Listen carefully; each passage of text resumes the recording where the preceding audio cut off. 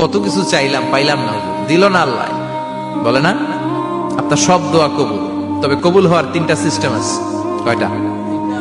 চান্দুল্লার ভাইয়েরা মনে থাকবে কয়টা? আপনি যত দোয়া করছেন সব কবুল, কারণ আল্লাহর কাছে কিছু চাইলে আল্লাহ ফিরাইয়া দিতে জানে না।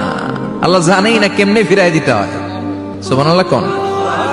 চাওয়া মাত্রই আল্লাহ বলে অ্যাকসেপ্টেড, যা কবুল, দিব দিব না এটা বলতে জানে না, চাওয়া মাত্রই বলে দিব। 3 সিস্টেম। নাম্বার 1, আপনি আল্লাহর কাছে দোয়া করলেন, চাইলেন, আল্লাহ বলে দিব, বলেই তিনি দিয়ে দেন আর আপনি খুশি হয়ে যান, পেয়ে গেলেন।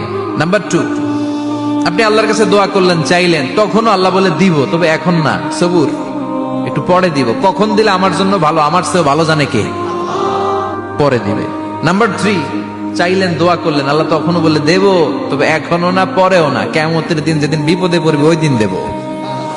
যেদিন তোর বাবা তোরে চিনবে না, তোর মা তোরে চিনবে না, বন্ধু বন্ধুরে চিনবে না, পীর সাহেব মুরিদরে চিনবে না, মুরিদ পীর সাহেবরে চিনবে না, ইমাম সাহেব মুসল্লিরে চিনবে না, মুসল্লি ইমাম সাহেবরে চিনবে না, কেউ কাউরে চিনবে না। ওই কঠিন দিনে তোরে আমি বাঁচাইয়া দেব। তাইলে দোয়া যা করছেন ছোটবেলা থেকে আজকে পর্যন্ত, লস হয়েছে না লাভ? লস না লাভ?